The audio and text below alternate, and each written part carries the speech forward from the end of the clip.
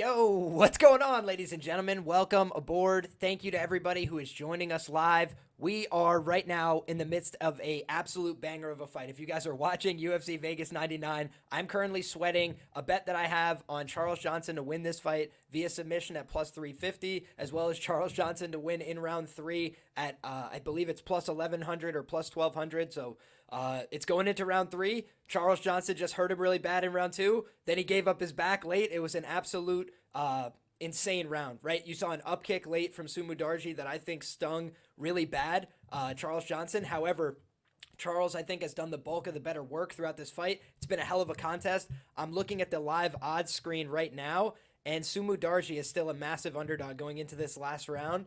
But I did think he did some decent work there. So, man, if I had a Charles Johnson money line bet in a really significant way, I would think about hedging it small. But I am right now praying for our guy, Charles Johnson, to go out there and deliver. A round 3 sub would be absolutely unbelievable.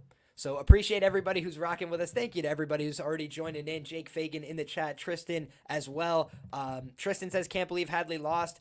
Do you know anyone who saw that coming? Listen, I can't say I saw it coming, but when I see a plus 460 before the fight, like right as the fight's starting in the live market, I'm like, man, I kind of got to take that. I mentioned it on Patreon as well. It's like, if you can get over 4-1, it just seems a little wide in a bantamweight fight. And then I was able to get Hadley at plus 720 live in the very next round. So I think that when you look, that's one of the ways you could try and target these live opportunities. Oh my goodness, Mudaerji just took down Charles Johnson. We are live, guys. 4:36, 35, 34 on the clock if you guys are trying to count it down with me. Here we go. This has been an absolute barn burner of a fight. There's been a couple of great fights tonight, and this is definitely one of them. There's been some stinkers too. We'll talk about them all. We'll recap everything as well. But let's see how it goes. 4:20 on the clock. Mudaerji picking away, with that low kick. Then you're seeing on the other side, Charles Johnson trying to stalk him, trying to push him behind that black line. He's holding center. He's showing that teep kick. He hasn't thrown it enough tonight. They mentioned it on commentary. I agree with that critique. I think he should be throwing that technique a little bit more. However, Mudaerji was able to catch it one time when he threw that technique, so he's got to be a little careful there. And one thing I noted in my breakdown, Charles Johnson, as talented as he is, I thought he would want to wrestle and grapple a little bit more in this contest. Reason being, Mudaerji is another southpaw. He's very tricky on the feet. He's got his own, clever techniques. But I think typically Mudaerji tends to gas out a little bit more than Charles in these 3-round contests. And I also think his grappling is a little more suspect. So let's see how it shakes out in this 3rd round. Charles is trying to press forward. He's trying to land some big aggressive hooks. Mudaerji showing that work to the body. He still looks crisp with his combinations, but I don't love the way that Mudaerji takes a strike. You know, there was a point in round 2 where he really looked out of it when he got hit. Nice overhand right from Charles Johnson. And then he 2-stepped back out of the pocket. That was cool. He did get clipped a little bit on the 3rd go from Mudaerji. Fun fight here, guys. 3:04 on the clock. I need a little bit more pace and activity from Charles Johnson, or I don't know if we're going to find this finish. Charles, he's got the purple shorts on. Looking to make something special happen. Nice low kick from Mudaerji. He's done a great job with that inside low kick. That's been a frustrating weapon for Charles to deal with so far.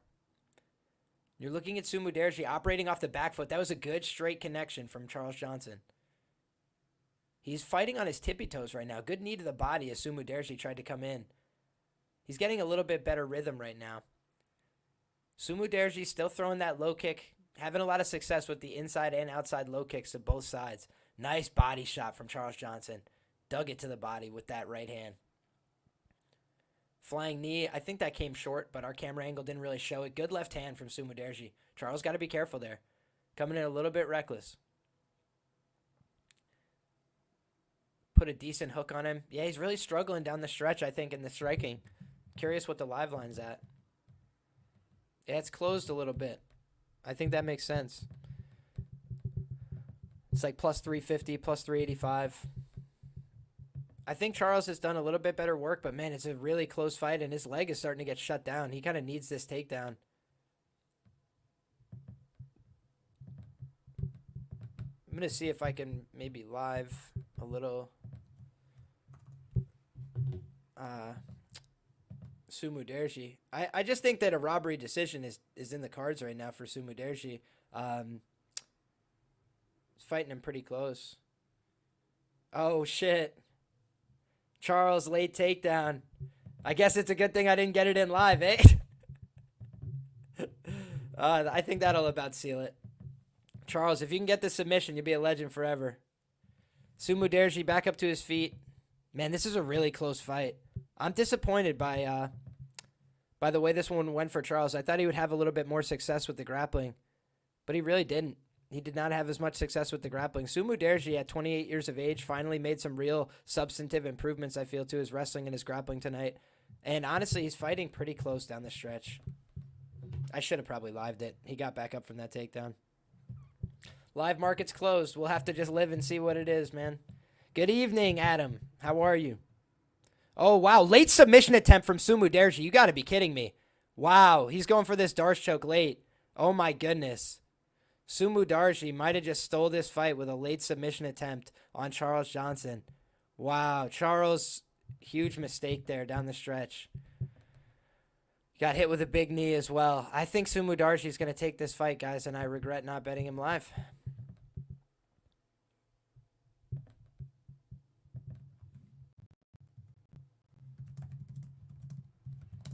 I just said on Patreon, I think Sue might take it. Close-ass fight. Wow. I did not see that one coming, guys. I will just level with you. Let's pull up the document. I thought Charles was going to finish this fight. Let's see. UFC Vegas 99. So I always say we won't get them all right, and we'll celebrate the wins and own the losses. But if you look at this one, it just was not ideal here. We'll go back and look. We'll show this on the screen. Here we go. Not ideal. So I did note that Charles Johnson had frequently been an underdog throughout his career. Now he's coming in as a substantial favorite. He had a couple good wins in a row, 3 good wins, looked to be in career best form. Mudaerji, a solid, serviceable striker throughout his career. He dealt with injuries, inactivity, and a fundamental lack of a ground game. I think all that's true, but he showed a much better performance tonight. At 28 years of age, I said you should hold out some hope that he could show signs of improvement in the future, and I think that that's actually what we saw tonight. I don't think he's ever shown that good of a performance on the mat, especially. I think he showed a lot of patience when he was in the wrestling situations, and he showed a good clinch break skill set as well, right? He got off the fence. He used a series of tools, whether it was the elbows, whether it was the short punches, the knees to the body, to try and dissuade Charles from coming in, punish the attempts. Charles got his hands up. I think it's going to be a split decision here, guys. How did he not finish him in round 2? I have no idea, Colin. I had the round 2 ticket for Charles Johnson, and again, really unfortunate. I thought that we had a decent read there, but Mudaerji fought way better than I expected. Wow. Thank God I did not get in on the live bet, guys. Charles Johnson gets the win. Thank God. I thought Mudaerji had a case for winning that fight. I'm curious what the scorecards were. Unanimous decision for Charles Johnson. Wow. So if I steered anybody wrong, I apologize, but wow. I am saying to the Patreon, unanimous is crazy. That's crazy to me. But God bless him. Man, I love Charles Johnson. I'm happy to see that. But I definitely didn't think that was a unanimous decision. Whew! Wow, that's the worst way it could have gone. Yeah, just about it. Johnson wins, thank the Lord. Yeah, I'm happy for everybody that had Charles. I should have just taken the money line. But in any case, it was not a winning event, unfortunately. Let me just see if I have anything left in the field. I think that's it for me on officials today.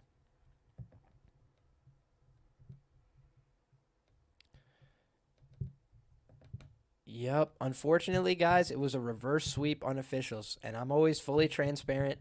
We did hit plenty of bets today in the Patreon, but the fight not to go the distance, I thought was going to hit in that last one as well. Did not hit. So unfortunate, man. That read on the Johnson fight cost me. I had about 0.5 units sprinkled between the sub and the round 2 and round 3 props for Charles. So unfortunately, we lost on those. And Almabayev by KO, he went out there, he dropped him in round 3, and he was unable to close the show there. So lost small on the Almabayev KO and the inside the distance. So ultimately, I lost 0.5 units on the Almabayev fight. I lost 0.5 units on the Charles Johnson fight, and I lost 0.2 units, or excuse me, 0.25 units on Matsumoto by submission plus 850. Yeah, it's been not a lot of finishes today. I will say we hit the fight not to go the distance for Jocelyn Edwards. My write-up was round 3 or decision for Jocelyn Edwards, and then she got the round 3 finish, so that was pretty cool. But yeah, this was ultimately all I had on the official slate today, so I kept it very tight. I said I didn't really like the slate this week, and unfortunately, that was merited out. You know, it was a tough week, I thought, for betting opportunities, looking for big plus money, and I tried to zone in on a couple opportunities, but was not to be. So we'll always revisit and try and learn from our mistakes, but ultimately I thought Charles Johnson would get the stoppage on the ground in round 2 or 3. He got him to the ground in round 2 after hurting him, and he wasn't able to finish, so it's just the way it is. If we look, we'll talk about the fight that's coming up next, which is Kyler Phillips and Rob Font.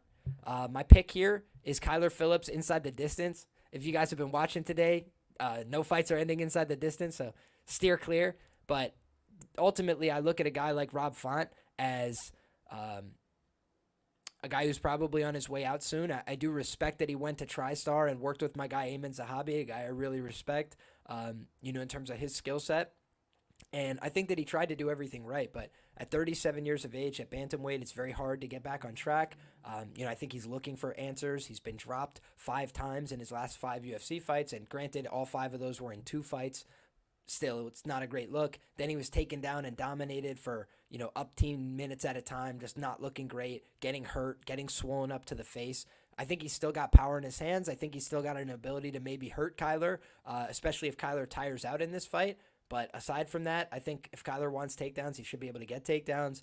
I think if he wants to pass the guard, he should be able to pass the guard. I had Corey Sandhagen sub 5 at 90-1, and he locked him in a Darce choke and then just let it go. So I think that, if Kyler comes out here with his gi on in his mind, so to speak, I think he could absolutely submit Rob Font as well. But ultimately, it will come down to whether or not he can manage his pace and energy, and whether or not he comes out there to fight for 15 minutes or he fights to get the finish. I think if he goes for the finish, he can get it here. I think that Rob Font deserves our respect. He's come through as a dog before, beat Adrian Yanez, kind of closed the door on him when he tried to take a step up into the rankings. But I think of a guy like Kyler Phillips as more well-rounded, right? Yanez kind of been exposed a few times in terms of the low kicks you can get to him.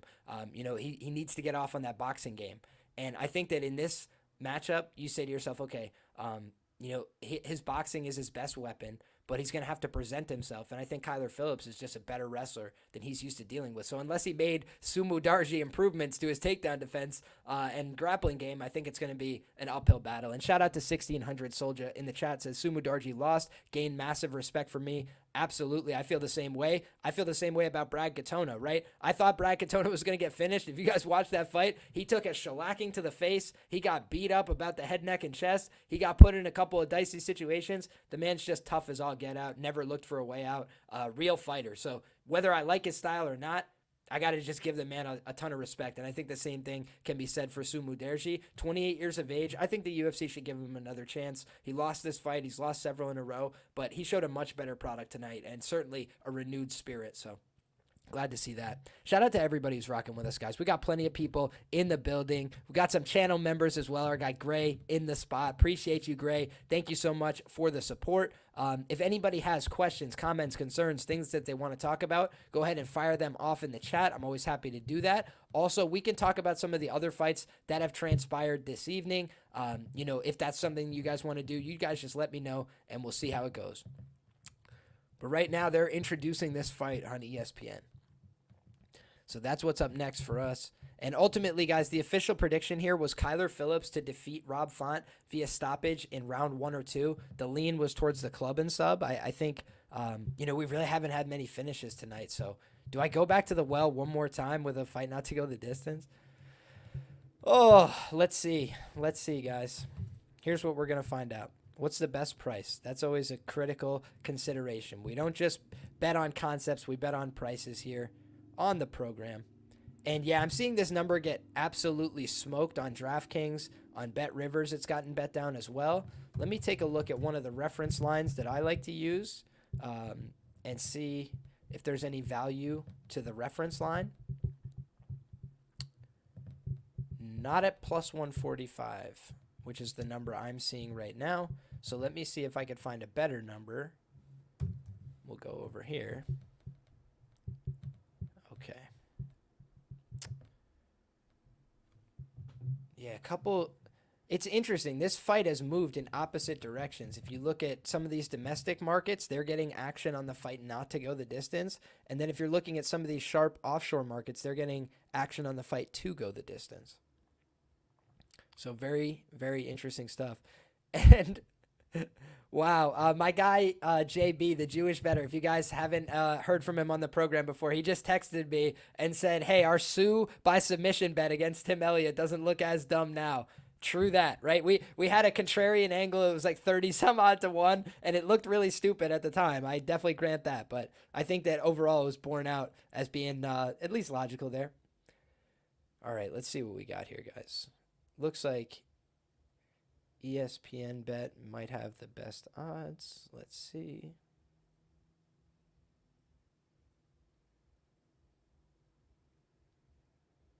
Okay. So I apologize for this, guys. It's just easier to bet from my phone. And I'm going to do a little bit of betting on this. I'm going to go fight not to go the distance and the under 2.5 rounds. I don't think every fight can go to decision tonight. But you never know. Certainly these new UFC gloves have not been ideal for unders and violence, eh? That's something that we've been learning. Okay, here we go. All right, guys, I am in for the... I'm just in for the fight not to go the distance at plus 150.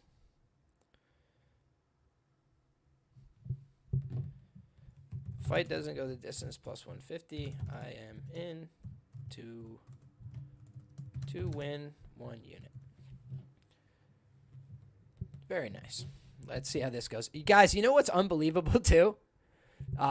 When you look at a read that I had earlier on the card, I thought that the fight not to go the distance was value for the Melissa Martinez fight. And if you guys have been watching all night, she finished that fight. It was absolute travesty, like ridiculous refereeing. She kicks the girl right in the body. The girl falls over. That's the fight, guys. That's a TKO. It's a body kick. She kicked her in the liver. And then this like referee just is like, yeah, you know, it's a low blow in WMMA. And I'm like, yeah, I can't believe this. And then all of a sudden, he restarts them. Guy, she fell over from the body shot and you intervened. That's the fight. That's the fight. It's over. What are you talking about, dude? It was absolutely ridiculous. So for me, that was really frustrating. I had a small position on the ends by KO as well at like plus 510, plus 500. And when you look at that, like Melissa Martinez KO closed like plus 550, and then she KO'd her and I didn't get the money. So that's just really annoying.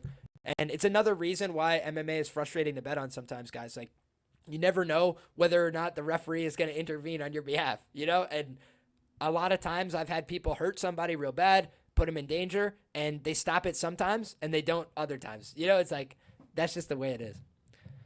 My guy Jake is up big, so he's risking it on Kyler. That's what he's looking for. Good luck to you, my man. We're rooting for you, of course.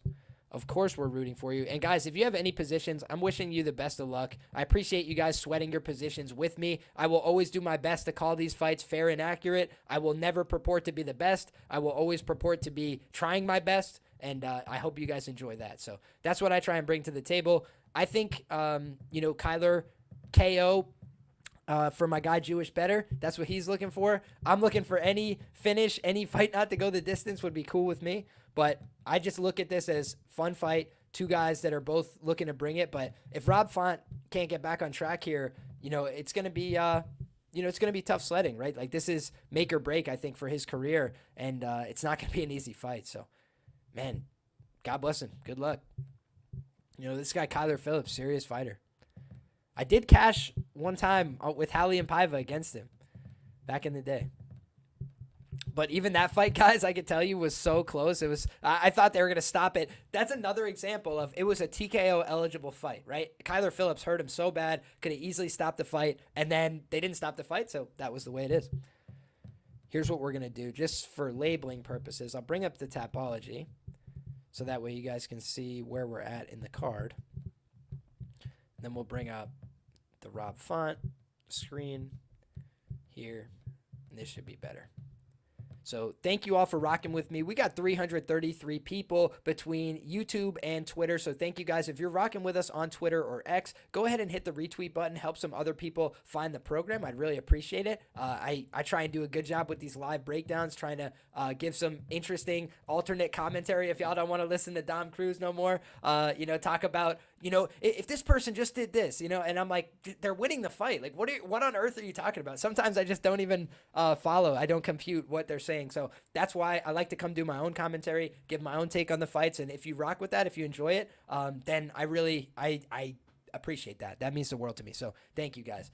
My guy Tristan says, I'm riding with you on Fight Doesn't Go the Distance. I'm responsible for my own bet. Let's sweat it. Let's do it, man. I think it's a good enough look here. We've got two violent guys, two guys that are both capable of hurting each other on the feet, and I think that the ground game could be a levels type of matchup for Kyler Phillips. So fun stuff. Let's see it. About to get going, guys, and we're doing live play-by-play, so if you're rocking with us, if you're enjoying the show, go ahead and hit a like button on the YouTube channel. If you're new here, hit that subscribe button because we're talking fights live during the fights and before the fights each and every week, guys. Thank you for your support. 4:53, 52, 51 on the clock. Rob Font is chasing Kyler Phillips right now. Kyler Phillips takes the center, throws a big right hand. Then he comes up top with a kick, shoots a takedown instantly, and he's passed to side control. Rob Font's looking for a guillotine. He has it pretty tight, but the guard has already been passed, and right now it's just a matter of time until he's forced to let this go, and Kyler Phillips assumes top position. That's just happened. Kyler Phillips is looking to submit him quickly. He's looking to establish a top control on the arm, and now he has him in a dominant side control position. Kyler Phillips looking like the Matrix early. 4:20 on the clock. He's already in top side control and looking to set up a far side head and arm choke. Beautiful jiu-jitsu from Kyler Phillips. He's passed to the mount. Brilliant. He switches sides to half guard. Rob Font's showing some ambition, some willingness to fight, but he is getting smushed like a bug. And this is a shark versus a fish right now, with all due respect on the mat. Nice regard from Rob Font. He's showing a lot of heart and gumption here, but he is outskilled and outclassed. Kyler Phillips, easy pass again. Knee cut, easily to the top side control. Brilliant performance on the mat from Kyler Phillips so far. No fat on his game. Clean. Rob Font is now stuck prone. He's in a defensive position. He's been rendered defensive throughout this contest. Kyler Phillips looking to step over with a knee. He's looking to ride Rob Font into a back take. He's looking to drive that knee forward. If you see him stepping up underneath that, he's looking to drive that knee forward and force Rob Font to turtle. He wants the back. Now he's got a gift wrap. Man, Kyler Phillips is just looking very sharp with his techniques tonight. He's threatening that far side head and arm choke, and he keeps getting a big reaction out of Rob Font. He's doing a good job isolating the wrist. He looked for an Americana there. Rob Font had to make a big defensive reaction. Kyler Phillips auditing him for the first 2 minutes in the grappling. Passing from side to side, dominant display. Now he's looking for ground and pound. This is wise from Kyler Phillips. Do some damage, then go for your submission. Brilliant work from Kyler Phillips on top. He's looking like the genuine article right now, folks. Big elbow. Rob Font once again gets back to a guard, but he's eating a lot of damage along the way.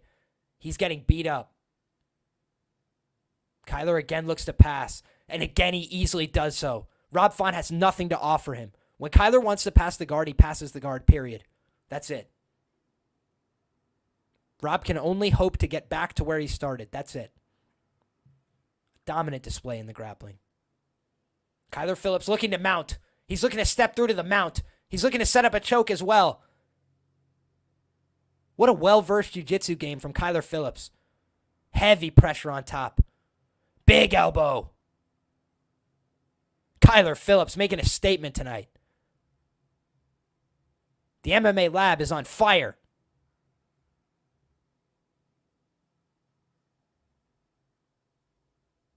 Wow. Kyler Phillips once again in the top half guard, looking to run a gift wrap, looking to pass to the mount. He's abusing and disrespecting Rob Font on the ground. He's making him look like an amateur. He's looking to pass either to the back or to a deep rear naked choke grip on his head and arm choke. I think either way he could finish the fight. Now he's in a dominant position. Again, looking to mount. Rob Font is looking to roll out to a leg lock. Rob Font is able to stand up to his feet. Brilliant from Rob Font to stay in the fight. Spinning head kick from Kyler Phillips. This guy is in a flow state right now. Rob Font has to do something big to change the complexion of this fight while he has it upright. He's coming forward. He's trying to swing big. Kyler Phillips is getting pushed back. This is where it becomes interesting. Big uppercut from Rob Font. Oh, big knee to the body from Kyler Phillips as Rob Font entered. And now Rob Font's looking for a takedown, and he may get this. He's on the back. Interesting. Rear waist cinch for Rob Font. Kyler Phillips goes to a Kimura grip. Rob Font thinks better of it. Still riding him along the fence line. Kyler Phillips spent a lot of energy in round 1. You have to question where his cardio is going to be at, where his pace is going to be at. Now, if he's able to reestablish top position in round 2, you could have a clear path to victory for him. However, he did spend a lot of energy, and you saw Rob Font show a ton of heart and gumption to stay in this fight, and he's coming forward swinging to end this round, guys. Right now, the man on the front foot, the man who looks a little fresher, is Rob Font. Kyler Phillips has that mouth open. So you got to be a little weary if you're on the Kyler Phillips side. You spent a ton of energy looking for that finish.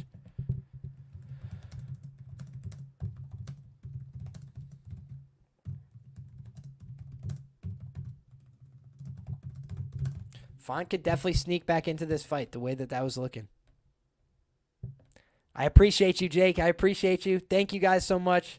Also, Tasty Drink says, your comment about Smotherman aura made me cash big time. I'm so glad to hear that. The truth is, I ended up picking Hadley after watching the tape, but again, it's a matter of margins, right? Once he had a point deduction, once he's behind in round 1, you have to start changing your fight style. And by the way, I thought he would have more success with the grappling. Shout out to my guy Jewish Better. Said Cam has been very, very diligent about working on his ground game in the gym, and it seems like that's been borne out, right? He showed a much better takedown defense rate tonight, and he showed a lot more focus, poise, and honestly just technique on the feet. He's still getting hurt on the feet. I think that that's his biggest flaw and liability is his durability, but I think that when you look at that fight, man, there's a lot of positives for Cam Smotherman in terms of, if he was to rematch Charlampos Gregorio, who's the favorite? I think it's Cam Smotherman for sure. All right, guys, here. We're back into the fight. So what I'm going to do is I'm going to take a sip of the coffee and then count us in.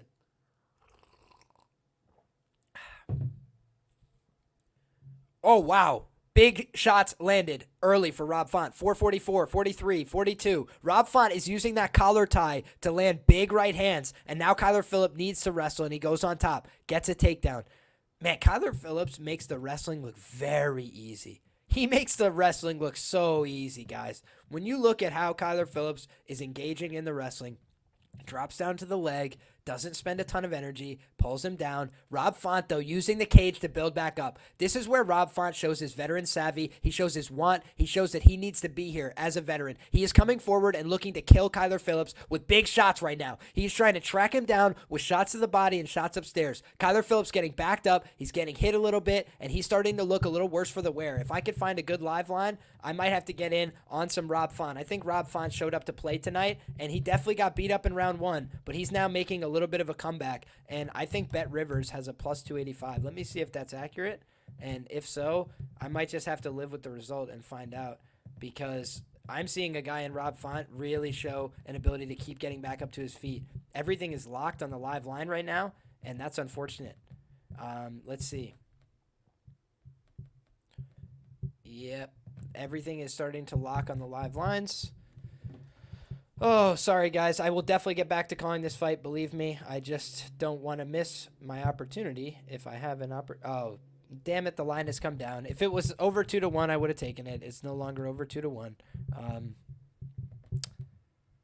I think Rob Font has more gas, though, so I think I have to take it anyway.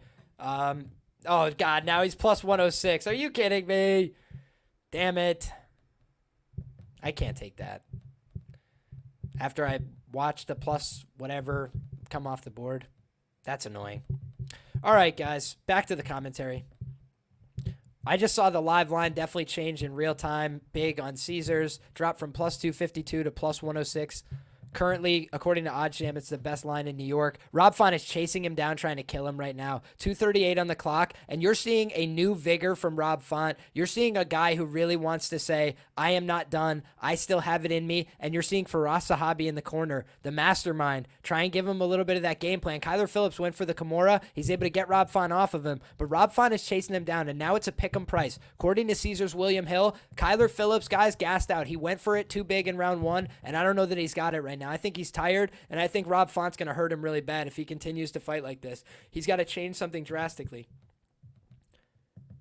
Wow, everything's locked on the live numbers. Rob Font chasing him down. 2 minutes on the clock. Big right hand over the top for Rob Font, then to the body 3 times. He just hit him with the 3-piece and the soda. Minus 199, Rob Font on the live number. You got to be kidding me. Rob Font coming to play right now. He's not here for a game. Oh, my God. Oh, my God. What a fight. On Patreon, I said it. I said spend a ton of energy looking to finish. Font could sneak back in. He's sneaking back in right now. He's sneaking back in right now. This guy, Rob Font, is here, and he's meaning business right now. Rob Font at 37 has better cardio than Kyler Phillips at whatever age he is. I can't remember off the top of my head, but much younger. Goodness gracious. Rob Font showing that he still wants it.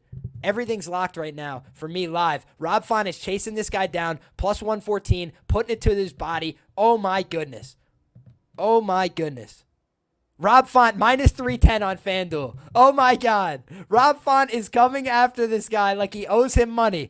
He's going for spinning back fists. He's going for crazy shit. Kyler Phillips looks like he just ran a marathon. His mouth is open. It is ajar. He does not want to be here much longer.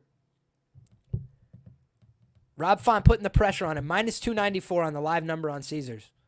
Man, this is an unbelievable performance by Rob Font.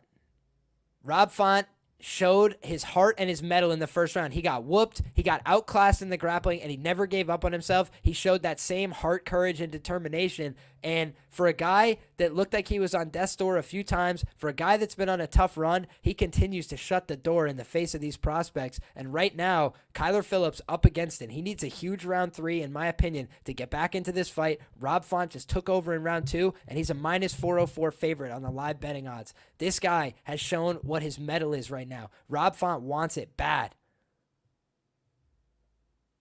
A Rob Font finish in the 3rd round would be absolutely unbelievably good for me. Because I was able to get a tiny bet on him plus money, and now I have the fight not to go the distance plus 150. So, Lord willing, Rob Font, do it for the culture. Por la cultura. Do something crazy. Right now, guys, minus 429 on Pinnacle Sportsbook for Rob Font. He has absolutely flipped this fight on its head. Figgy definitely has solid wrestling, no doubt about it, Tristan. You know what's funny? I want to bring this up because you mentioned that. At the beginning of the year, I did a UFC Futures article, right? And unfortunately, they pulled the market pretty quick. I'm going to be a lot more diligent about it this year, getting the content up a little bit earlier and also getting the stuff to patrons and channel members as early as possible. So make sure if you want this kind of information that you tune in. But if you look, guys, I had at the beginning of the year, my bantamweight division write-up. I feel really good about this, right? Because I made this a long time ago at the beginning of the year. And if you look, bantamweight division, current champion Sean O'Malley, and I said most likely to be champion was either O'Malley to retain or Merab Dvalishvili plus 375. But then the thing that I think stands out is, here, let me zoom in a little bit. Am I even on the right page? Yeah, here we go. If you look, Figueiredo plus 1,600. He had a 5.9% implied chance to fight for the title. And in my humble opinion, he is like shortlist, right? He's like 1 or 2 fights away at maximum. And they were talking about, him and Merab. And I thought for a second we were live. So when a lot of people weren't talking about him at the beginning of the year, I thought he was a guy that could slide in for an opportunity because he's a former champion. Rob Font is walking him down, guys. It's round 3. We're back at it. F the futures thoughts. We'll share the futures thoughts later. What we're talking about right now is bantamweight. And we've got Rob Font walking down Kyler Phillips, looking for the collar tie, looking for his boxing shots. Kyler Phillips got the takedown early. What did he do with it? Fuck all. He couldn't hold him down. What a fight. What a fight. Man, this is so crazy because Mike Tyson used to say, guys, you could fight for the knockout or you could fight for the decision. And I think last time out, we saw Kyler Phillips know that a guy had better grappling than him, so he fought for the decision. And I think in this fight, he fought for the knockout, he fought for the submission, he fought for the finish, he didn't get it, and now he's left himself in a huge cardio deficit against Rob Font, who's trying to chase him down. And this fight may end up going the distance, but I think right now Rob Font is in the absolute driver's seat, and he may even get him out of there. He's walking him down. He looks confident, and he looks powerful still with his shots. Rob Font is like a man on a mission right now. He's coming downhill on Kyler. He's looking for his own takedowns against the fence line. This is maybe the best product we've seen from Rob Font in 3 years, and I want to just say, I said this week, I didn't think Rob Font could win this fight unless he got some of the rub from the GOAT Amin Zahabi. Guys, he got the rub. Look at this man defending takedowns, being savvy, showing his jiu-jitsu. What happened to Rob Font? He went to TriStar MMA and learned how to fight. God bless him for it. He's having a hell of a night right now. The 37-year-old digging deep in the bag of tricks, and he is putting on a show. In this third round, going to the body, going upstairs. Kyler Phillips just looks like he's trying to survive, man. I don't mean to be disrespectful, but I don't know if this guy's trying to win right now. I think he's trying to take deep breaths. I think he's trying to chill. He's getting backed up. He's getting hurt a little bit. Plus 500 on the live number, according to the UFC. And I'm seeing a plus 395 on my live number personally. So this guy, he's still got the skills, but he just he hasn't shown it tonight. Hasn't done enough. He did great in round one, but he got picked apart a little bit late and in that first round. And I think that we've seen the effects of that manifest longer into this fight. Rob Font shoving his head down, just being mean about the takedown defense right now. Trying to keep that hair not away from him. Nicely done with that collar tie. Man, and that's the one thing about Kyler Phillips, too. To have that hair, I think, is a huge disadvantage, right? Like, you don't want anybody to cheat, but I feel like it's almost, impossible not to when you're grabbing collar ties to get tied up in that hair a little bit. Nice jabs from Font. Yeah, it looks like Font is just going to put the finishing touches on a decision here, unfortunately.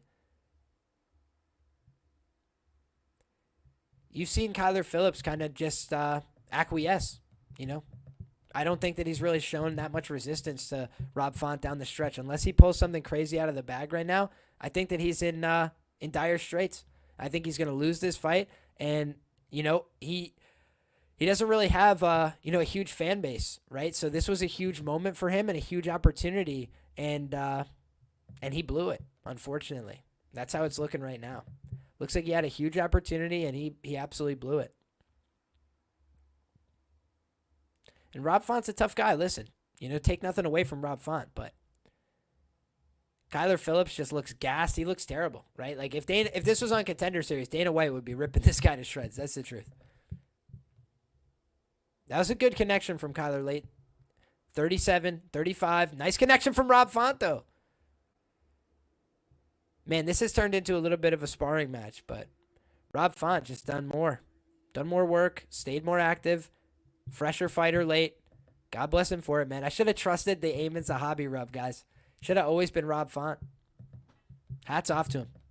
Nothing else you could say, but hats off to him. Took a step down in competition, and he shut the door on him again. Whether it's Adrian Yanez, Kyler Phillips, this guy Rob Font is saying, I'm here right now. And I think that he won this fight 29-28. I think that's a Rob Font win.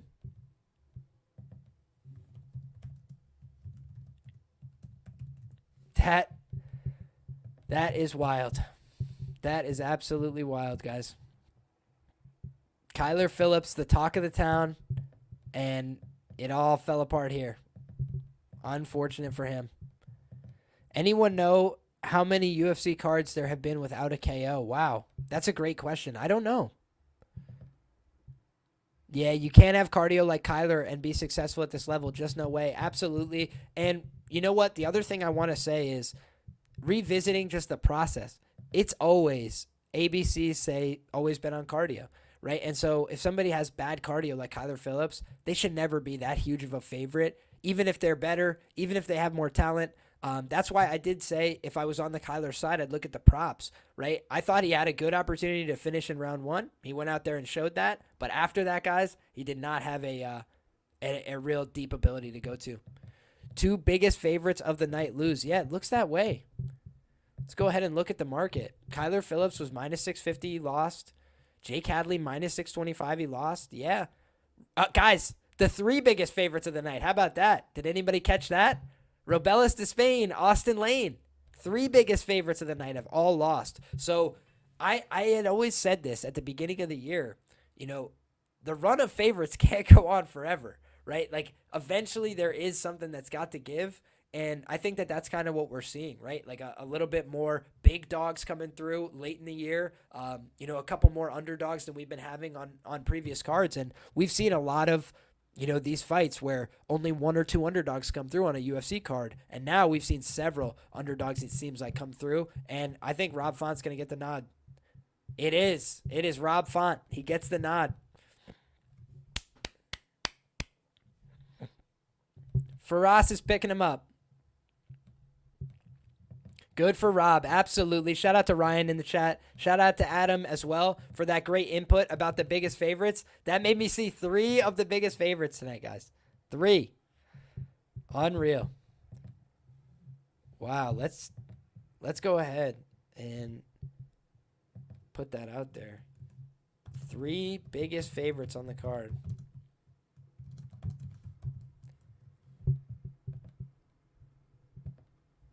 Holy smokes. That's unreal. That's absolutely unreal. Rob Font just gave him the business.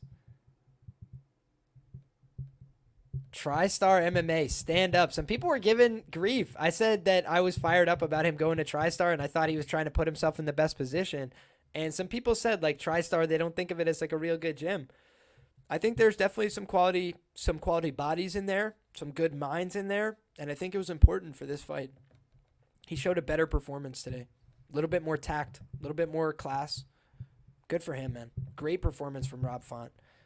So let's go ahead and tweet this out. We got the 3 biggest favorites on the card, and they were Robelis Despaigne, minus 450, Brick. Then we had Jake Hadley, minus 600. Minus 600 Brick. This is crazy, guys. What a night in the UFC. Not a great night in terms of finishes, but certainly a fun night in terms of action. We've had a couple of really good fights, and also a interesting night in terms of betting results, right? The underdog bettors finally got paid today, and I wasn't there on any money lines, so that's unfortunate. But I just didn't love the reads that I had on this fight card, so happy to keep it, you know, close to the vest, not overextend on a fight card where I just really didn't find too much that I was drawn into. And I thought Kyler Phillips was a good spot in terms of inside the distance. That's the way I would have looked. And so I'm glad I ended up laying off there. I took the fight not to go. That one did not cash, but we ended up just getting our money back because I took Font live at plus money because it just looked to me pretty clear like the dynamic had changed and Kyler was gassing. So ultimately, we move on to the next fight. That's all we can do. And looking at that, it was a minus 650 favorite. So Kyler Phillips, minus 650, Brick. The run of chalk being a sure thing is over. That seems like a truism right now to me. And let's go ahead and get back to the document. So we've got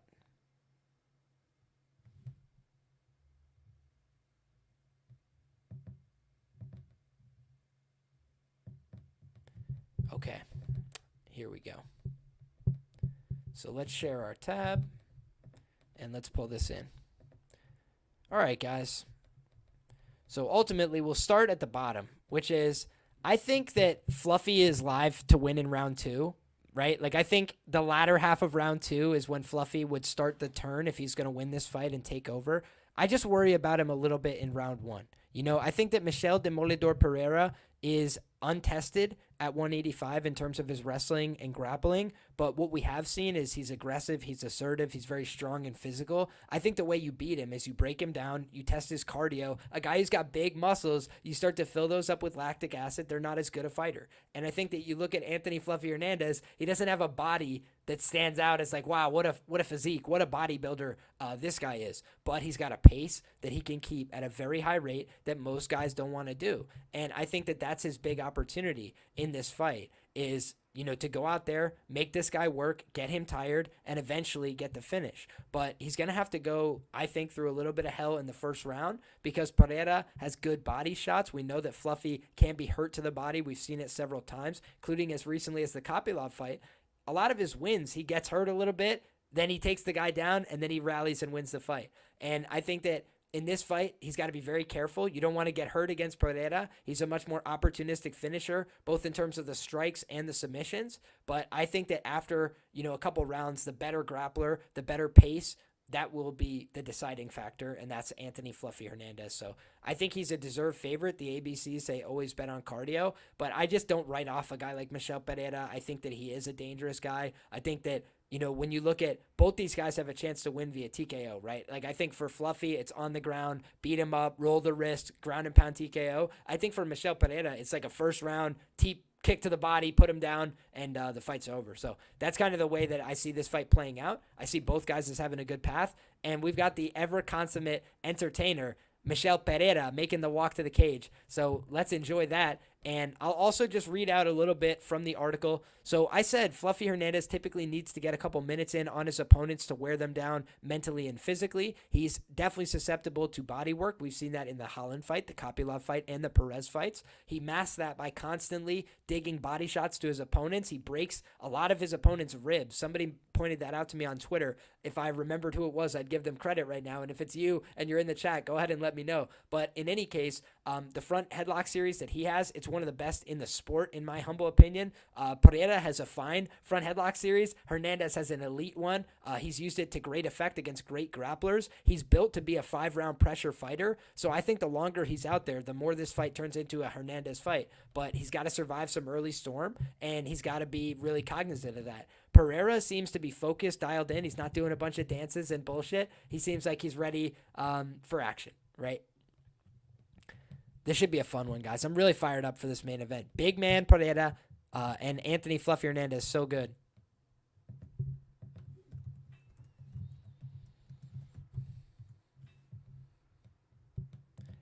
And for a fight card that looked really shitty on paper, the fights have definitely overperformed, I would say, on average, relative to expectations. Now, have they been the world's greatest fights? Maybe not that, but they've been entertaining scraps, and hopefully we get some fun, dynamic action here in the main event as well. That would be a cool scene. Let's talk a little bit about Michel Demolidor Pereira. I think he's one of the most underrated fighters in the UFC when you just talk about the fact that he's 9-2 in the promotion, and both of those losses could easily be wins, right? Like if you just go back and look, he lost to Diego Sanchez via disqualification. That was a weird gimmicky result. If they ran it back, he'd be a huge favorite. And then he lost to Tristan Connolly by gassing out before the walk to the ring, and he was cutting too much weight at 170. So now at 185, I don't think that's really as big of an impact.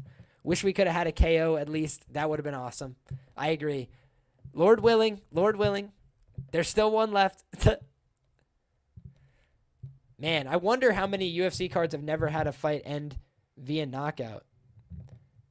Because this fight to end via knockout is only plus 110. So not a great price, honestly.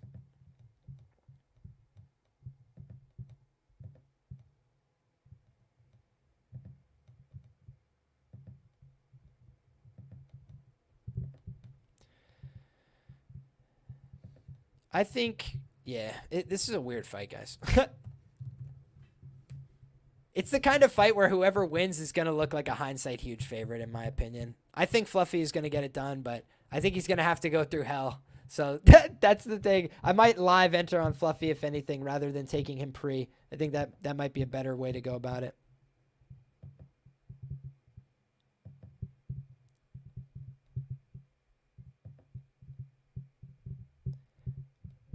Wow. This fluffy walk is cool. Let's hear the song for a second.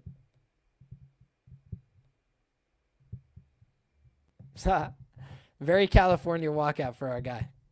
Shout out to him, man. Fluffy's fun. If you've never watched Fluffy fight before, you're in for a treat. If you guys are rocking with us on YouTube, go ahead and hit the like button. I appreciate the support. If you guys are not subscribed to the channel, get subscribed to the channel. We're here talking fights each and every week, and we talk about the fights beforehand. I give you my first look at the fights. I talk about the fights after I've done a lot of research, and then I try and bring on great guests as well. We had our guy Key 3 Picks in this week, and I think he's done a great job in terms of breaking down the fights. A lot of positive feedback from people that watch the show as well. So thank you guys who left positive feedback. And if you're interested in this kind of content moving forward, make sure you hit subscribe and you never miss it. And if you guys are watching with us on Twitter or X, that's cool. We appreciate you too. But make sure you come and subscribe on YouTube, because this is the best place to find all the stuff that I do on a week-to-week basis. And I appreciate the support.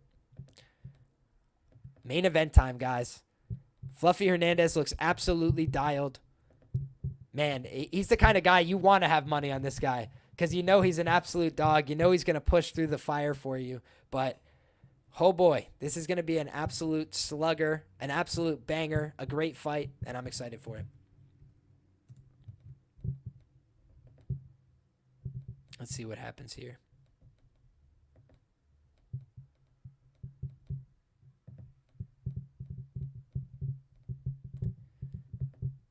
Fluffy is getting the Vaseline. Why don't you guys let me know what you're rocking with on this fight? If you guys have bets, if you have anything that you're rocking with here, let me know. I think that the way to play this is probably the round props. If I was to get involved, I think I'm too late anyway. But, like Fluffy round 3, round 4, things like that. Maybe round 2 through 4, I think, for Fluffy is probably optimal. And I think that rounds 1 and 2 for Pereira is probably optimal. No, I have nothing on this one, Tristan. I'll probably just wait and see if there's anything that appeals to me live. But no, there's nothing pre-fight that was jumping out at me. And like I said, I just haven't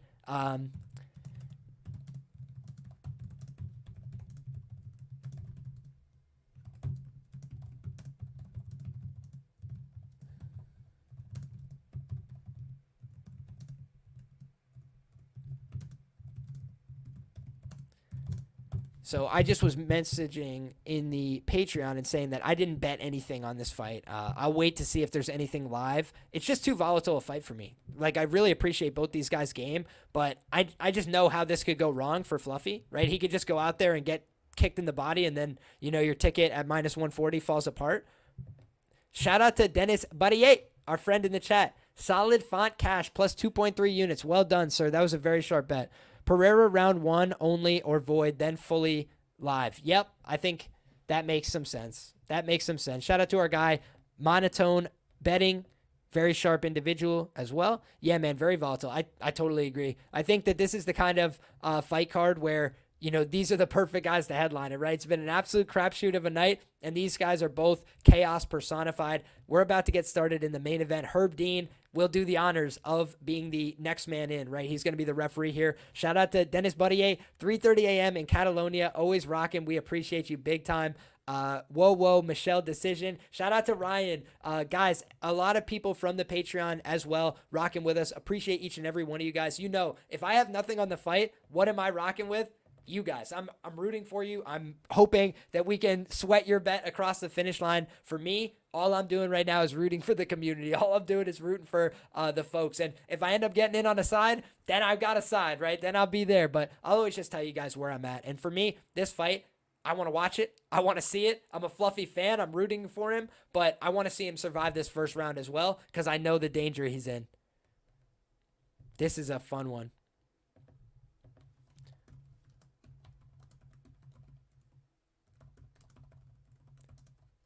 And also, guys, you always have to think, every week is a new opportunity, right? So if you don't feel like you have a huge edge one week, that's okay.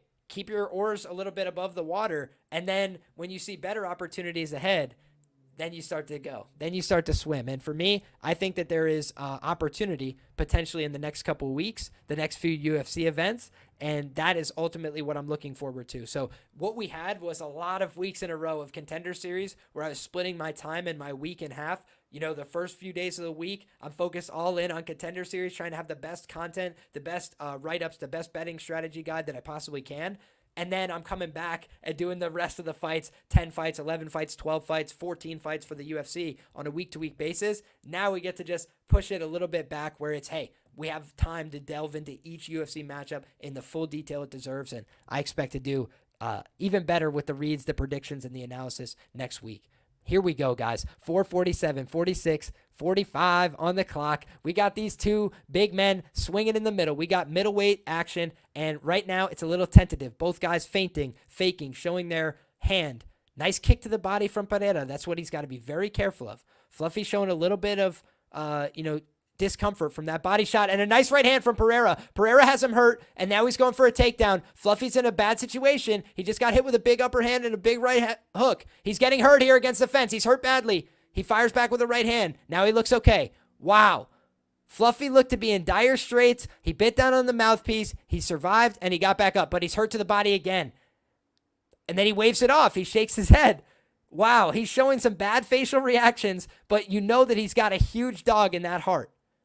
Michel Pereira showing that athleticism, digging underhooks beautifully to defend these early takedown attempts. Fluffy's got to keep him close in this clinch. Now he's able to circle him onto the fence. Better job by Fluffy. Something just fell off the side of the octagon and looked like it was snowing in there. A rake across the eyes for Michel Pereira. Maybe it was clean, maybe it wasn't. I can't tell.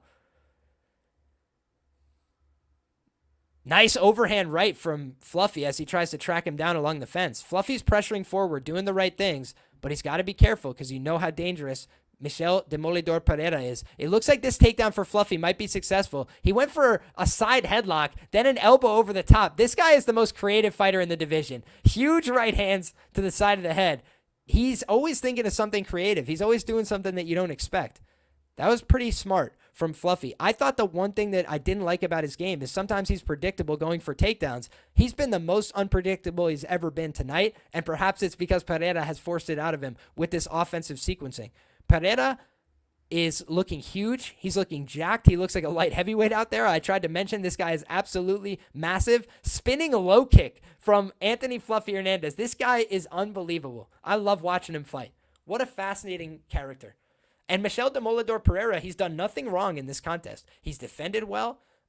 He's fought a smart game plan. He landed some good shots. He hurt Fluffy early, and he's trying not to spend too much energy, right? I think that he knows that if nothing big changes, he's probably going to have done enough to win this round with the early exchanges and putting Fluffy down along the fence line.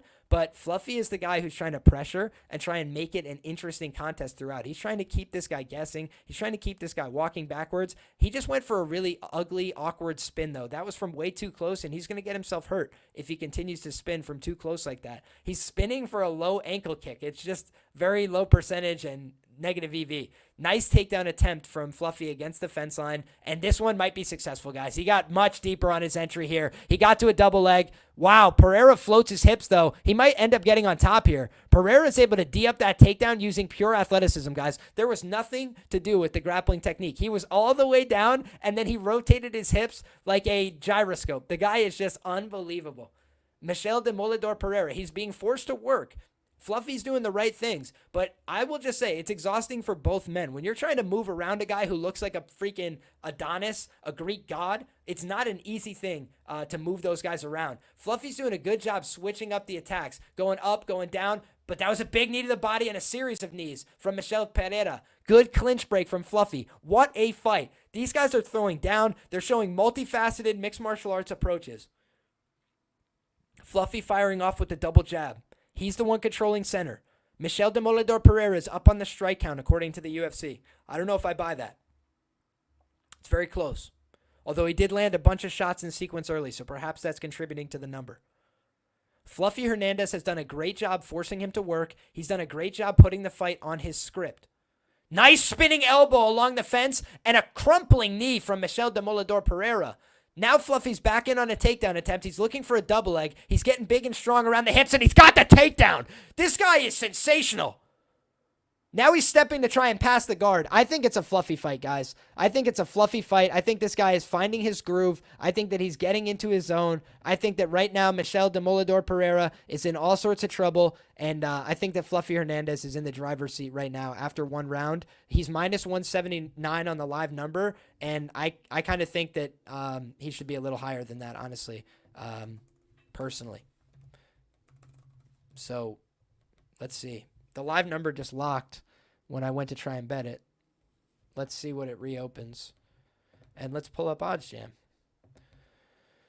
So Pereira, let's see, guys.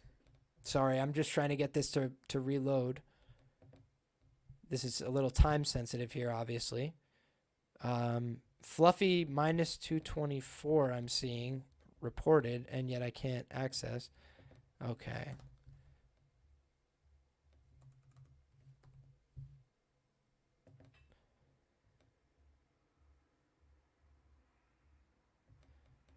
I just took a little bit of Fluffy at minus 2xx. Fluffy does not get tired. I agree with that. I don't think Pereira is gassed, but I think Fluffy is starting to get past his first layer of takedown defense. And I think that unless, Pereira is able to stop him here in this round, I think he's going to be, in pretty dire straits here on cardio. Because I think Fluffy live is probably here. Yeah, it's starting to move up a little bit as well.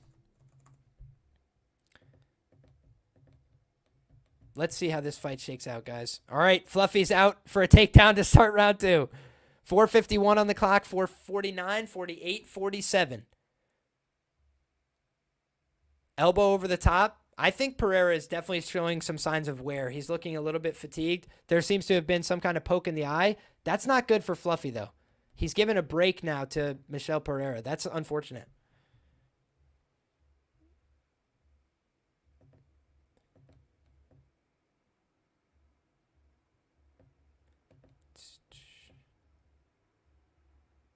He hurt Fluffy to the body 30 seconds in and didn't go back to it. Yeah, this is not good for Fluffy's game plan because Pereira gets to take a break.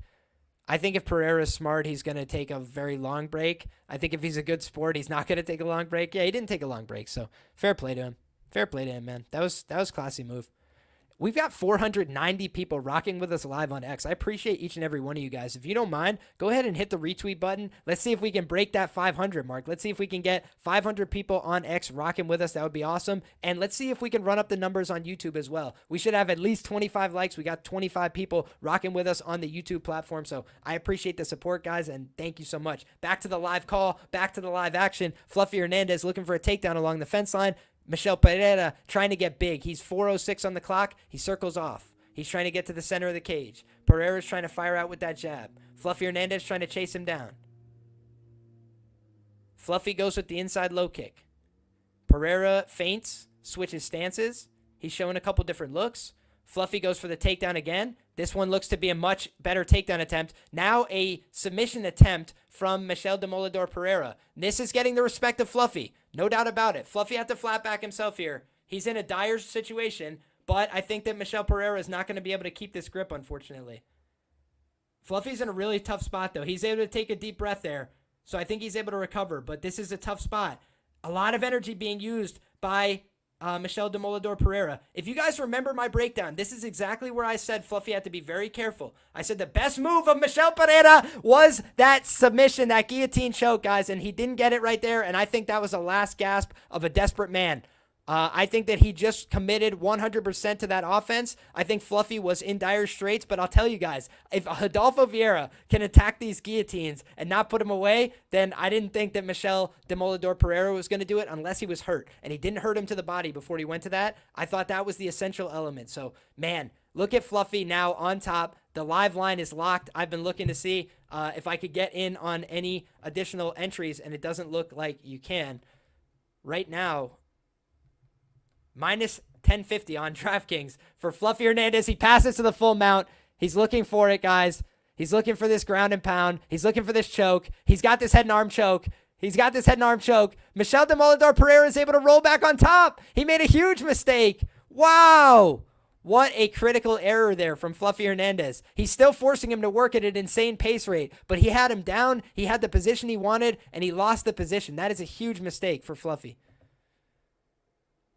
Although Pereira looks like he just got out of a car wash, guys. He looks absolutely exhausted. This is what you had to fear. If you're in a Fluffy Hernandez fight and it hasn't been finished and over 1.5 hits, then you're probably screwed, right? Fluffy is now taking him down, looking to take his back again. There's 1:51 on the clock. This guy, Fluffy Hernandez, is just built a little differently when it comes to these ground exchanges, guys. He's looking for a TKO via ground and pound. Now he's looking to switch off to that guillotine. He's got a money front headlock. I described it this week on Twitter as the best front headlock, essentially, in the UFC, the best series. And I believe that when you look at how he pairs it, look at how he's using that far ankle control. He's using it to threaten. If you try and come up, he will elbow you in the head just like he did there. Now it's right back in on the double leg. Swing, swang, swoom. He is taking him to school. He is showing him American Jiu-Jitsu. This guy is the man. I love Fluffy Hernandez. I love Bamf. This guy is awesome. What a killer. He's going for this guillotine setup again. And eventually, guys, Michel Demolidor Pereira is not going to have the answers, and he's probably going to end up getting put away here. Look at Fluffy. Continue to go. Look at him sit to this choke. Look at him look for this alternate grip. Then he goes back to the ground and pound, the knees to the body. He is willing to break your rib. He's willing to ground and pound you to oblivion. He is a violent, vicious man right now. He's being a bad man right now. This guy, Michel Demolidor Pereira, he does not want this smoke right now. He is in all sorts of trouble. He might get guillotined right here. Nope, he's able to roll out of it. Fluffy Hernandez, knee to the body. Fluffy Hernandez is being brutal. Elbow to the head. This guy, Michel Demolidor Pereira, has been put through the cycle. He's now in a dangerous position. He's giving up the back. Oh my. Fluffy Hernandez, he's coming downhill. He's minus 3,304 live. Can you believe it? Fluffy Hernandez looking for the finish in round 2. He's looking to go for this ground and pound stoppage. Michel Demolidor Pereira looks like he'd rather be anywhere else in the world. Knee to the body, elbow to the head. Anthony Fluffy Hernandez, American Jiu-Jitsu. The California weed-smoking American is taking the muscle-bound steroid head to school. Oh my word. No disrespect. This guy, Fluffy Hernandez, is different. He offers him a hand up at the end of the round. That's when you know you have somebody broken. He said, I enjoy breaking people. He is showing that he enjoys breaking people tonight. What a performance. Fluffy Hernandez. Remember the name. He should have been a minus 1,000 favorite, guys. I apologize. Fluffy is unreal. What a pace. What a pressure. What a fighter. What a fucking fighter he is, guys. Excuse my language, but this guy is unbelievable. You have to kill the man to beat him, right? Fluffy is so fucking cool. Simple. Simple. That summarizes my thoughts on it. What a cool fighter. Love this guy. Unbelievable.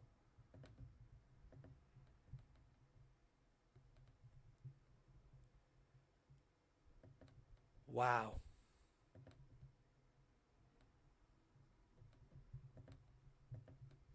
Round 3. Here we go. Unbelievable. I feel like this is the beginning of the end here.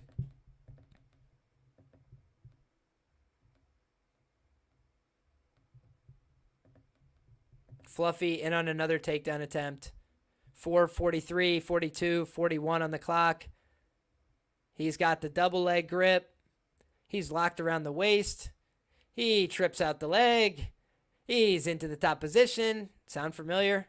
Fluffy Hernandez. What a fighter, man. He has put Michel Pereira through the spin cycle. Hit him with a right hand as he stood up. Pereira's still trying to fight. You got to give him that. He's a tough bastard, man. But he has been in dire straits.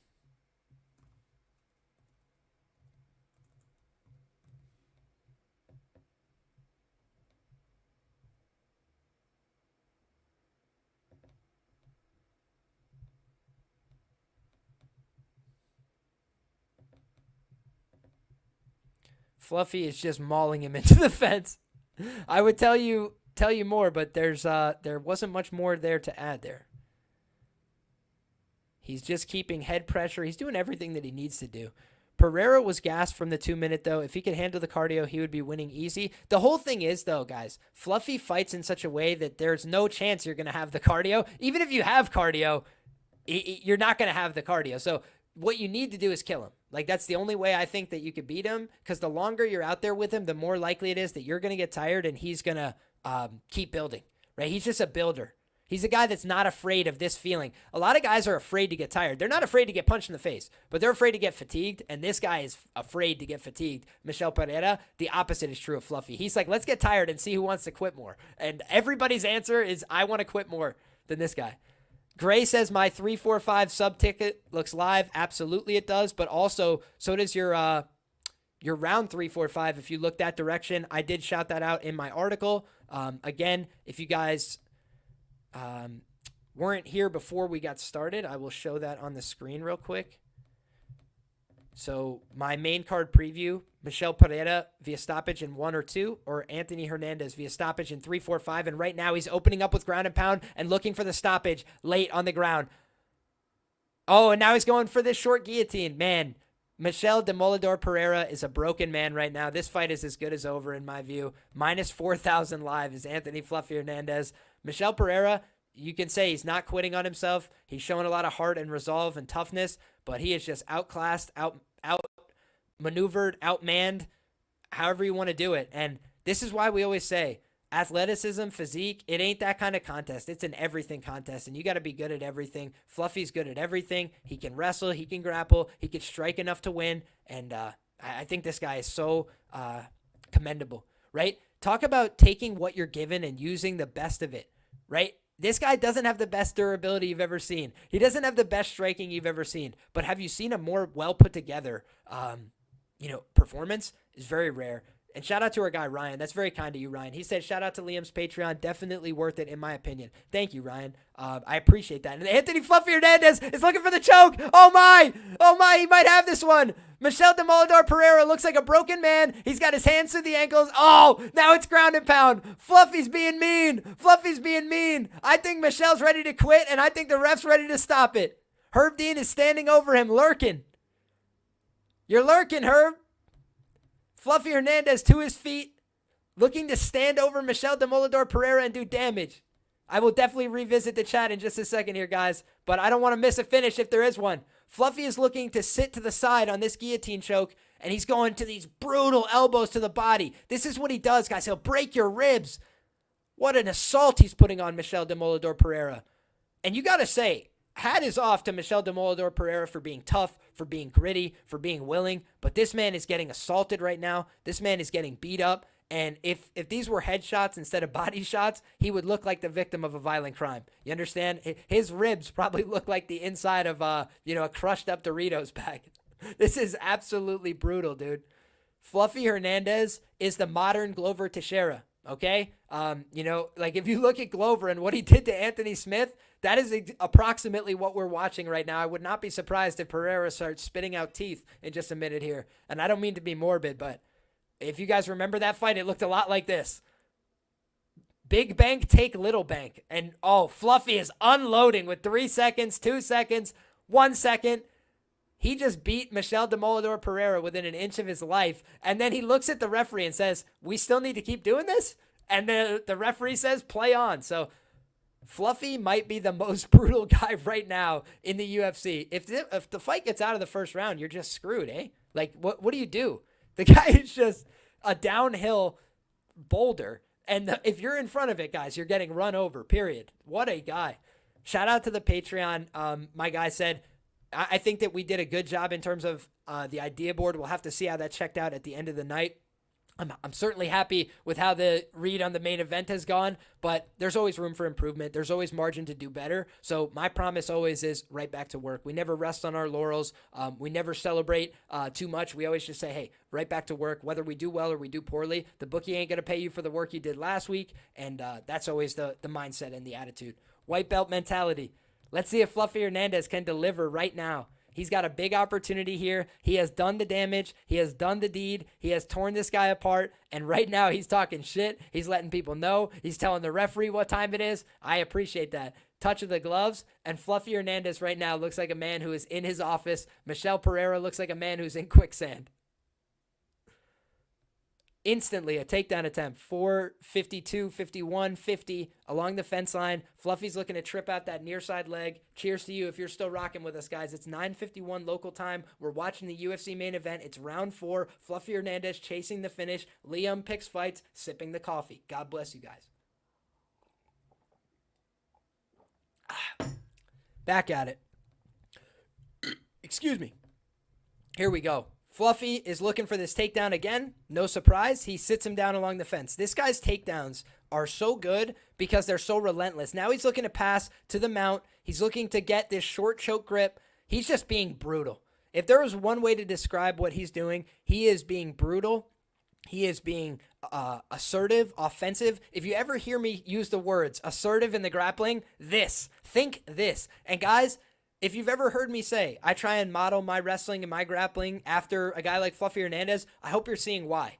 It's nonstop pressure, aggression, make somebody second guess, why am I even here? Do I still want to do this anymore? And a lot of people, they start to get to dark places in their mind and they're not ready for that. And Lord willing, you put yourself in the right positions in training that you can be ready for anything. And I think a guy like Fluffy has shown he is ready to swim in any deep waters. He's not afraid of you, no matter who you are. And Michel Demolidor Pereira, he's not able to swim in waters like this guy is. So right now, he's up Schitt's Creek without a paddle, and this guy is beating his ass and embarrassing him.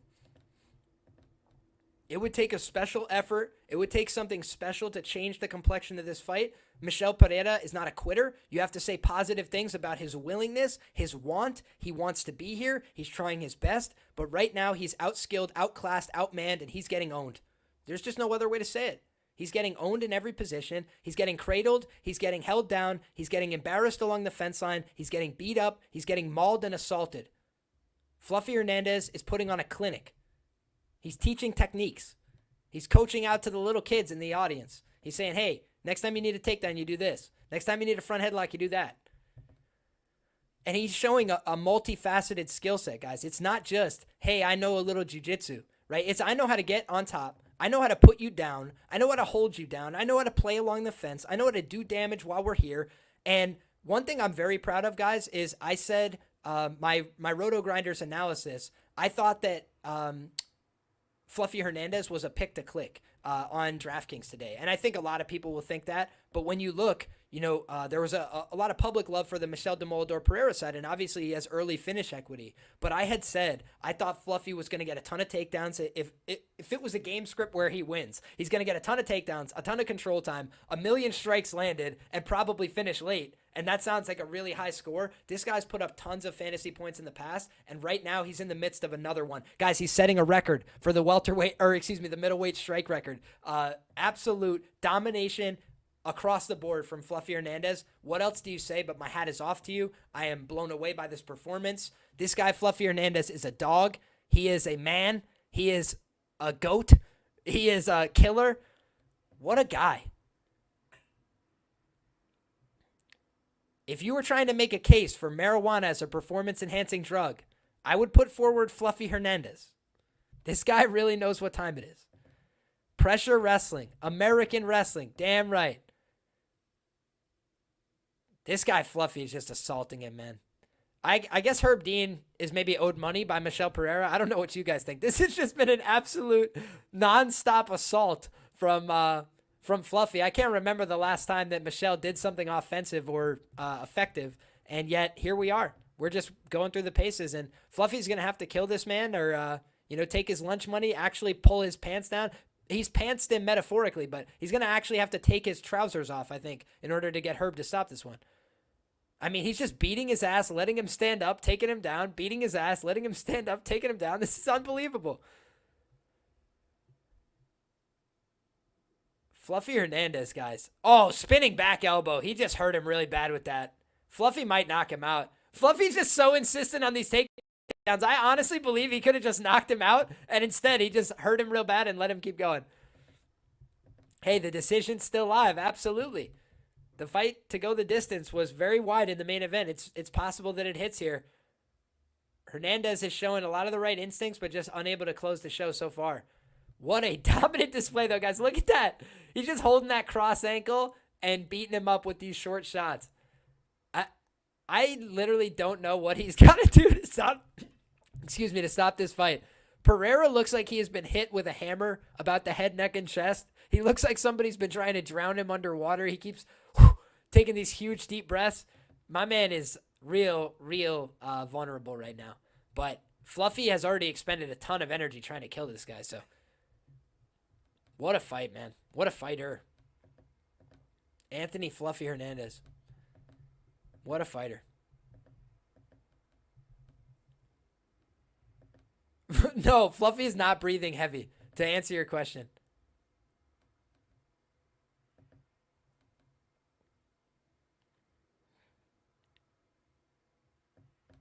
Yeah, at the end of the day, we definitely learned here that Michel Pereira's cardio wasn't just bad because he was at 170. It was a struggle at 185 as well. But I do think it's fair to say, let's evaluate him one more time when he goes against somebody that doesn't fight at the most ridiculous pace in the history of the division, because he's been standing up to the pressure so far, but I think, it's unbelievable. Kind of shocking. And they hug right there. Not good for a fight, ends inside the distance. Fluffy going right back to his takedown attempts. No surprise there. 4:48, 47, 46 on the clock. And we're back into the spin cycle. Fluffy's on his back, looking to get him hands on the mat. And right now, Pereira's doing a half-decent job staying upright. There's the mat return. And Fluffy's just flowing, guys. He literally has like a little bit of loose skin that like hangs over the back. And then you see this guy Pereira, who looks like an advertisement for a pharmacy. And this guy just will not give up. He's getting beat up. He's getting taken down. He's getting mauled. And he's just not saying uncle. So God bless him for it, man.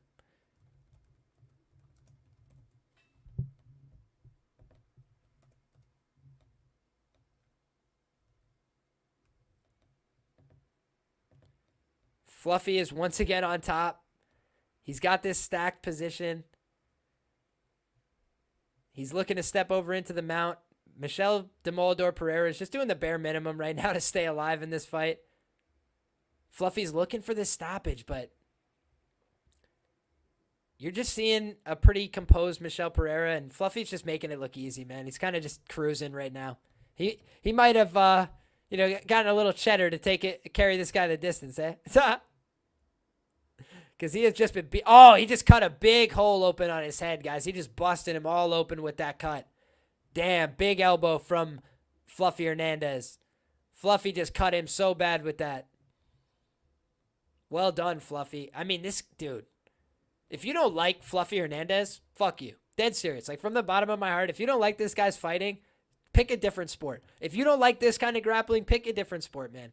Because this guy has been out here looking to kill the whole night, looking to embarrass, looking to make you quit, and he has absolutely neutered a very tough man, a very valiant warrior in Michel Demolidor Pereira. And guys, now he's violently assaulting him from the top position. Now he has done enough damage with these elbows that it's over. Oh my! Fluffy Hernandez, round 5. Book it. Round 5. Look at that document. Hernandez 3-4-5. Round 5. Fluffy Hernandez. What a guy. TKO. Put him down. Look at that man. There go that man. Fluffy Hernandez. Absolutely. Absolutely we hit the live number at minus 264. Absolutely he was minus 50,000 in that last round. We'll take it. We'll take it. Fuck yeah, Fluffy is right. Great card. Right back to work for pay-per-view next week. Let's go. That was pretty awesome, guys. He set how many records tonight? 28 takedowns attempted, a new middleweight record. Then what else did he do? He also went out there and set the strike record. So this guy, if you don't like his fighting, you don't like fighting. He's doing everything. He's active the whole time. He's looking for a submission. He's looking for a takedown. He's looking for a knockout. Brutal. Wow. What a fighter, man.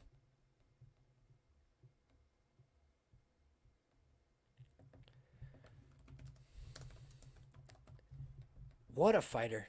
Well, there you have it, guys. Our guy Tristan says it was a rough night for betting. Yeah, it wasn't a great night for me either. I think we probably did okay. I'll have to do the math after.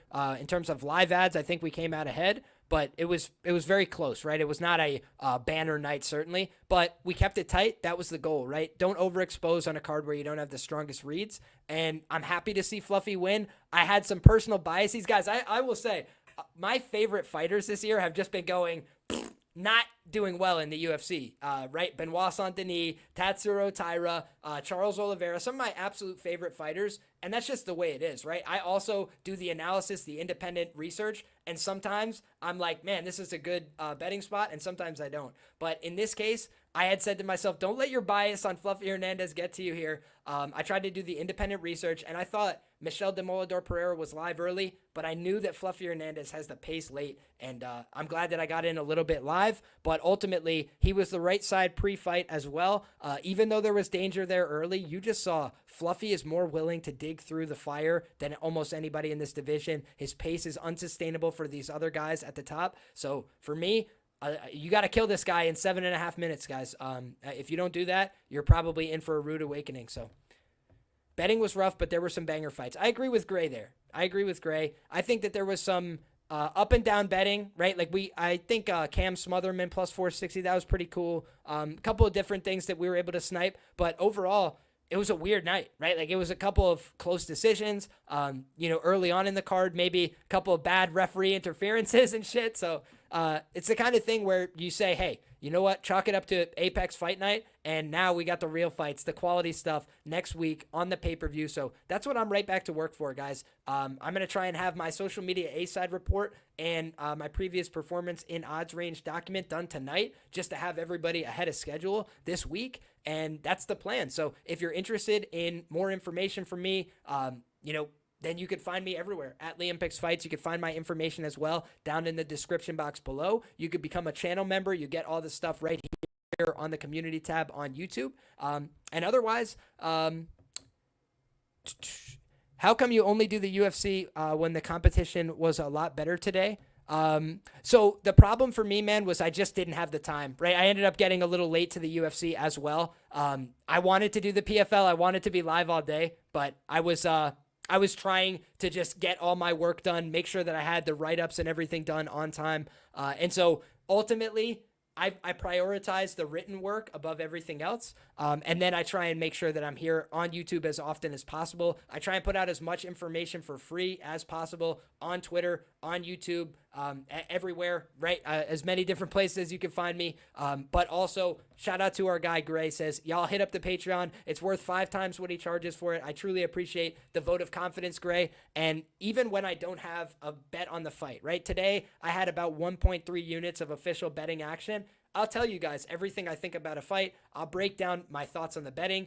Any questions, comments, concerns that you have, you can ask me personally, whether that's in the DM, whether you want to ask the sharp guys in the chat. We had people shouting out that goes the distance at huge plus money numbers today, this close to hitting, and a couple other great ones along the way, big props, things like that. So the chat, a lot of sharp people in there, a lot of sharp comments come from there. So don't just learn from me. And I tell people all the time, trust your own reads.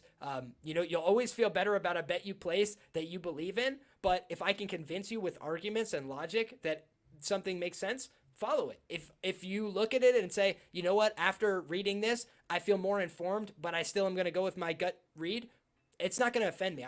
I'm rooting for everybody to do well, right? So I'm always going to be responsible for what I bet. I'm always going to try and make sure that I am accountable to, hey, I'm trying to do better with my results always. I'm trying to learn from my mistakes always, but I'm trying to provide resources to help people learn and beat the book themselves. And many people do based on the information. So appreciate you guys. I appreciate all the sharp commentary. Our guy Ryan as well for a lot of very sharp things pointed out in the chat. So shout out to the members. Shout out to the people in the chat. Gray, Tristan, Ryan, a lot of great people as well. Nathan in the chat, a living legend, right? Nathan's been sharp on his reads all year this year. Brian Battle, he was shouting it from the rooftops. And he also was trying to say Fluffy will absolutely melt him. So shout out to Nathan. Shout out to Daniel. Shout out to everybody who was active with us in the chat today. Andrew Jennison as well. Haas.